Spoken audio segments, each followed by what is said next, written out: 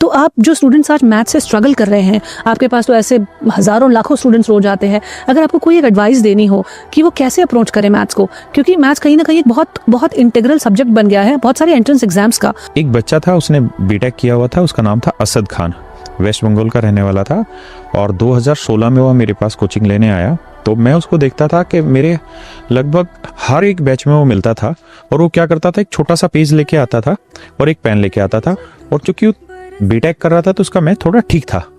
वो क्या करता था कि जो हम बोल रहे हैं बस उसको सुनता रहता था, कोई एक दो पॉइंट लिख लेता था। मैंने उसको देखा कि 4 साल तक वो इसी तरह से तैयारी करता रहा, लेकिन उसका सिलेक्शन नहीं हुआ। वहीं एक बच्चा था विनय करके, और विनय जो था वो बहुत ही कमज़ोर बच्चा था, और इतना कमज़ोर बच्चा था कि मैं जब क्लास में पढ़ाता था तो मैं फ्रस्ट्रेट हो जाता था, क्योंकि जब आप हज़ारों बच्चों को पढ़ा रहे होते हैं, मैं बत्रा सिनेमा हॉल था, सिनेमा हॉल के अंदर पढ़ाता था, तो जब आप कोई चीज़ कराते हैं ना तो आप एक उम्मीद रखते हैं कि इतना लेवल सभी का होगा और हम इससे ऊपर ही हवाई जहाज उड़ाएंगे। लेकिन जब कोई बच्चा उससे भी नीचे का सवाल पूछ लेता है, अगर मैं आपको ये कहूँ कि माइनस और माइनस को प्लस क्यों करने लग रहे हैं, कोई इस चीज़ पे क्वेश्चन पूछ लेता है तो फिर फ्रस्ट्रेशन आती है।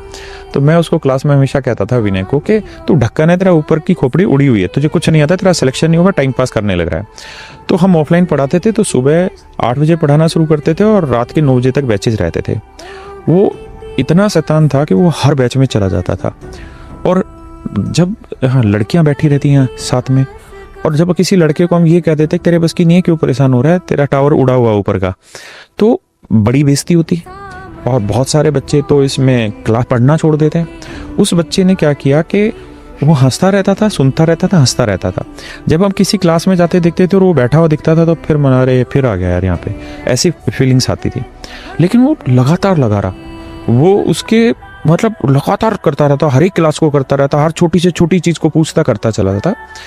लगभग 2 साल लगे उसको, और 2 साल बाद रात को एसएससी का रिजल्ट आया, और मेरे पास करीबन 11 बजे के आसपास एक बच्चे का फ़ोन आया।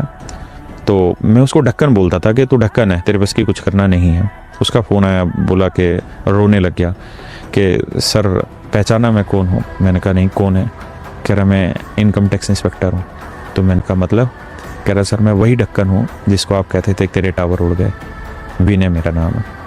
मैं उस दिन इतना रोया, इसलिए नहीं कि उसका सिलेक्शन हो गया, इसलिए रोया कि मुझे खुद पे दुख था कि मैं एज ए टीचर उस लड़के की कितनी इंसल्ट करता था कि तेरे बस की नहीं पढ़ना, और वो लड़का सिर्फ एक ही चीज़ करता रहा, लगातार प्रैक्टिस करता रहा।